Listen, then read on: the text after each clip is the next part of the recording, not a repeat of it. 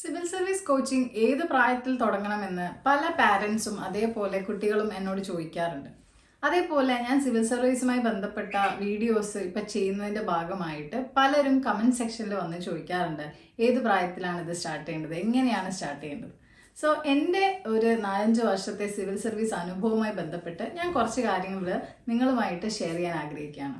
ആദ്യമായിട്ട് എനിക്ക് പറയാനുള്ളത്, സിവിൽ സർവീസ് എക്സാം എന്ന് പറയുന്നത് ഒരുവിധം എല്ലാവരും അറ്റംപ്റ്റ് ചെയ്യണമെന്ന് തന്നെയാണ് എൻ്റെ ഒരു അഭിപ്രായം. കാരണം ഈ ഒരു പരീക്ഷ എന്താണെന്ന് അറിയണം. അതേപോലെ ഈ ഒരു പരീക്ഷയുമായി ബന്ധപ്പെട്ട് നമുക്ക് കുറേ നോളജ് ഒക്കെ ഗെയിൻ ചെയ്യാൻ സാധിക്കും. സോ നിങ്ങൾ നല്ല രീതിയിൽ ഇതുമായി ബന്ധപ്പെട്ട് ഇതിനെപ്പറ്റി ഒരു അറിവൊക്കെ ശേഖരിക്കാൻ ആഗ്രഹിക്കുന്നുണ്ടെങ്കിൽ തീർച്ചയായിട്ടും ഒരു വട്ടം എഴുതി നോക്കണം എന്ന് തന്നെയാണ് എൻ്റെ ഒരു അഭിപ്രായം. നിങ്ങൾ ഏത് കരിയർ എടുത്തോട്ടെ, സയൻസ് ബാക്ക്ഗ്രൗണ്ടോ ഹ്യൂമാനിറ്റീസോ കൊമേഴ്സോ ഏത് ബാക്ക്ഗ്രൗണ്ട് ആയാലും ഈ ഒരു പരീക്ഷ നിങ്ങൾക്ക് എഴുതാൻ സാധിക്കുക തന്നെ ചെയ്യും. സോ പല കുട്ടികളുടെ ഒരു സംശയമാണ്, ഞാൻ സയൻസ് എടുത്താലാണോ ഹ്യൂമാനിറ്റീസ് എടുത്താലാണോ എനിക്ക് ഏറ്റവും കൂടുതൽ ചാൻസസ് UPSCയിൽ. പണ്ട് കാലത്തൊക്കെ നമ്മൾ പറയുകയാണെങ്കിൽ ഹ്യൂമാനിറ്റീസ് ബാക്ക്ഗ്രൗണ്ട് ഉള്ള ആളുകളായിരുന്നു കൂടുതൽ ഇത് ക്രാക്ക് ചെയ്തത്. എന്നാൽ ഈ കാലഘട്ടത്തിൽ സയൻസ് ബാക്ക്ഗ്രൗണ്ട് ഉള്ള ആളുകൾ MBBS കഴിഞ്ഞവരും എഞ്ചിനീയറിംഗ് കഴിഞ്ഞവരുമാണ് കൂടുതലായിട്ട് ഈ ഒരു റാങ്ക് ലിസ്റ്റിൽ വരുന്നത്. അപ്പോൾ സിവിൽ സർവീസിൻ്റെ ആദ്യത്തെ 10 റാങ്ക്സ് എടുത്തു കഴിഞ്ഞാൽ തന്നെ അതിൽ ഹ്യൂമാനിറ്റീസ് ബാക്ക്ഗ്രൗണ്ട് ഉള്ള ആളുകൾ 1-2 പേരൊക്കെയാണ് ഉണ്ടാവാറ്. അധികവും IIT-കാരും MBBS കഴിഞ്ഞ ആളുകളൊക്കെയാണ് കൂടുതലായിട്ടും ഈ ഒരു പരീക്ഷ ക്രാക്ക് ചെയ്യുന്നത്. സോ ഇതിൽ നിന്ന് നമുക്ക് മനസ്സിലാക്കാൻ സാധിക്കുന്നത്, പ്രീമിയം ഇൻസ്റ്റിറ്റ്യൂട്ട്സിൽ പഠിക്കുക എന്നുള്ളത് സിവിൽ സർവീസ് ക്രാക്കിങ്ങുമായിട്ട് ബന്ധപ്പെട്ട് കിടക്കുന്ന ഒരു ഘടകം തന്നെയാണ്. സോ നിങ്ങൾ ചെറിയ കുട്ടികളാവുമ്പം തന്നെ നിങ്ങൾ ആദ്യം ചെയ്യേണ്ടത്, നിങ്ങൾ പ്രീമിയം ഇൻസ്റ്റിറ്റ്യൂട്ട്സ് ചൂസ് ചെയ്യാം, അവിടെ പഠിക്കാൻ ശ്രമിക്കാം. ഇത്തരം ഇൻസ്റ്റിറ്റ്യൂട്ടുകളിൽ നിങ്ങൾക്ക് പഠിക്കേണ്ട ഒരു എക്കോ സിസ്റ്റം ഓൾറെഡി ഡെവലപ്പായി വന്നിട്ടുണ്ട്. സോ ഇത് കാണുന്ന പാരൻസ് ആയിക്കോട്ടെ, കുട്ടികളായിക്കോട്ടെ, നിങ്ങൾ 10ാം ക്ലാസ്സോ +2 കഴിഞ്ഞ ആളുകളായിക്കോട്ടെ, നിങ്ങൾ ചെയ്യേണ്ടത് ഇത്ര മാത്രമാണ്, നിങ്ങളുടെ ഗ്രാജുവേഷൻ നല്ലൊരു പ്രീമിയം ഇൻസ്റ്റിറ്റ്യൂട്ടിലേക്ക് ആക്കാൻ വേണ്ടി ശ്രമിക്കുക. ഇത്തരം ഇൻസ്റ്റിറ്റ്യൂട്ടുകളിൽ NIT-കളിലായിക്കോട്ടെ IIT-കളിലായിക്കോട്ടെ ഇത്തരത്തിൽ നിങ്ങൾക്ക് പഠിക്കാനുള്ളൊരു എൻവയൺമെൻറ്റ് ഉണ്ട്. മെഡിക്കൽ കോളേജുകളിലും ഇത്തരത്തിൽ ഈ ഒരു UPSC ആസ്പിറൻസിൻ്റെ എണ്ണം വളരെ കൂടുതലാണ്.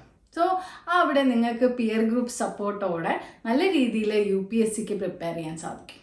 സോ UPSCയുമായി ബന്ധപ്പെട്ട് ഒന്നാമതായിട്ട് എനിക്ക് പറയാനുള്ളത്, പ്രീമിയം ഇൻസ്റ്റിറ്റ്യൂട്ട്സിലേക്ക് നിങ്ങളുടെ പഠനം ആദ്യഘട്ടത്തിൽ തന്നെ നിങ്ങൾ സ്റ്റാർട്ട് ചെയ്യുക. അതിനുശേഷം നിങ്ങൾക്ക് എന്ത് ചെയ്യാം, UPSC എന്ന് പറയുന്ന നിങ്ങളുടെ സ്വപ്നത്തിലേക്ക് കുറച്ചുകൂടി അടുത്ത് എത്താൻ സാധിക്കും. സോ നിങ്ങളൊരു വില്ലേജിൽ നിന്ന് വരുന്ന ആളായിക്കോട്ടെ, അല്ലെങ്കിൽ ഒരു സിറ്റിയിൽ നിന്ന് വരുന്ന ആളായിക്കോട്ടെ, അതൊന്നും ഇവിടെ ഒരു ഘടകമല്ല. നിങ്ങളുടെ 10th +2 ഒക്കെ നല്ല രീതിയിൽ പെർഫോം ചെയ്തതിന് ശേഷം ഒരു പ്രീമിയർ ഇൻസ്റ്റിറ്റ്യൂട്ടിൽ വരിക. അതിനുശേഷം നിങ്ങൾക്ക് എന്ത് ചെയ്യാം, UPSCയിലേക്ക് വരാം. ഇനി പലപ്പോഴും രക്ഷിതാക്കൾ ചെയ്യുന്നൊരു മിസ്റ്റേക്സ് എന്ന് പറയുന്നത്, കുട്ടികളെ ഇതിലേക്ക് എന്ത് ചെയ്യാണ്, പുഷ് ചെയ്യാണ്. അവരുടെ അഭിരുചിയും കൂടി അറിയാൻ ശ്രമിക്കുക. ചിലപ്പം കുട്ടികൾക്ക് മറ്റ് ആഗ്രഹങ്ങൾ ഉണ്ടായിരിക്കാം, അല്ലെങ്കിൽ ഇപ്പം UPSC ആഗ്രഹം ഉണ്ടാകും, ഒരു പ്രായം കഴിയുമ്പം ചിലപ്പോൾ അവരുടെ ആഗ്രഹങ്ങൾ മാറാം. എങ്കിൽ പോലും നിങ്ങൾക്ക് എന്ത് ചെയ്യാം, അവരെ ചെറുപ്പം തൊട്ടേ ഇതിൻ്റെ ഹാബിറ്റുകൾ ശീലിപ്പിക്കാം. അതായത് പുതിയ കാര്യങ്ങൾ പഠിക്കാനും കറണ്ട് അഫെയറിൽ കൂടുതൽ ആഴത്തിൽ അറിവുണ്ടാവാൻ പത്രവായന, ഇതൊക്കെ കുട്ടികളെ പരിശീലിപ്പിക്കുന്നത് വളരെ നല്ലതായിരിക്കും. ഞാനൊക്കെ സ്കൂളിൽ പഠിക്കുമ്പോഴേ എൻ്റെ ടീച്ചേഴ്സൊക്കെ ഹിന്ദു പോലുള്ള പത്രങ്ങളൊക്കെ എത്തിച്ചു തരാനും ഈ രീതിയിൽ ഞങ്ങളെ വലിയ രീതിയിൽ ടീച്ചേഴ്സ് സഹായിച്ചിട്ടുണ്ടായിരുന്നു. അതേപോലെ നിങ്ങൾ വീടുകളിൽ കുട്ടികൾക്ക് എന്താണ് ഈ രീതിയിൽ ന്യൂസ് പേപ്പേഴ്സ് റീഡിങ്ങിൻ്റെ ഒരു ആവശ്യകത, അതുമായി ബന്ധപ്പെട്ട് കറണ്ട് അഫെയറിലൊരു ഡീപ്പായ നോളജ്, ഇതൊക്കെ ഉണ്ടാക്കാൻ വേണ്ടിയിട്ട് കുട്ടികളെ ഈ ഒരു ഘട്ടത്തിൽ ഹെൽപ്പ് ചെയ്യുന്നത് വളരെ നല്ലതായിരിക്കും. മറ്റൊരു കാര്യം പറയാനുള്ളത് കുട്ടികളോടാണ്. IAS ആവാനും IPS ആവാനും ഒക്കെ വളരെയധികം ആഗ്രഹിക്കുന്ന ഒരുപാട് കുട്ടികൾ നമ്മളുടെ ചുറ്റുപാടുമുണ്ട്.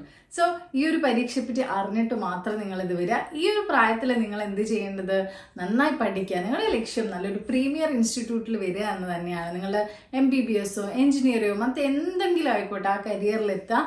നല്ല രീതിയിൽ എന്ത് ചെയ്യുക, നല്ല കോളേജുകളിൽ, ഇന്ത്യയിലെ ടോപ്പ് കോളേജുകളിൽ അഡ്മിഷൻ വാങ്ങുക. നിങ്ങളുടെ ഫീൽഡ് സയൻസോ ഹ്യൂമാനിറ്റീസോ ഏതോ ആയിക്കോട്ടെ.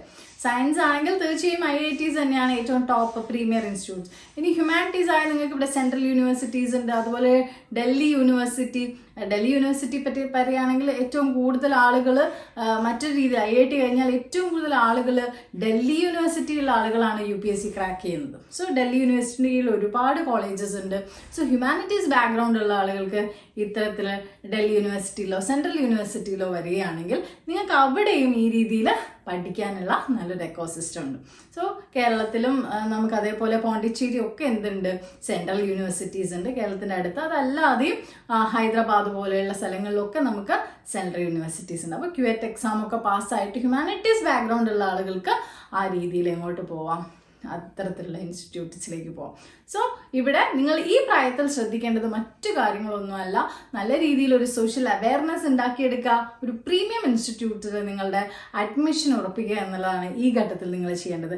പിന്നീട് നിങ്ങളുടെ ഗ്രാജുവേഷന് ശേഷവും നിങ്ങൾക്ക് UPSC എന്ന് പറയുന്ന ഒരു ആഗ്രഹം ഉണ്ടെങ്കിൽ മാത്രം നമുക്ക് എന്ത് ചെയ്യാം, ആ രീതിയിൽ നിങ്ങളെ പ്രിപ്പറേഷൻ സ്വാഭാവികമായും നിങ്ങൾക്ക് പ്രീമിയർ ഇൻസ്റ്റിറ്റ്യൂട്ടിൽ നിന്ന് ഇത്തരത്തിലൊരു എക്സ്പോഷർ തീർച്ചയായിട്ടും ലഭിക്കും. അത് നിങ്ങളുടെ പ്രിപ്പറേഷനെ തീർച്ചയായിട്ടും ഹെൽപ്പ് ചെയ്യുക തന്നെ ചെയ്യും. Okay, so thank you for watching.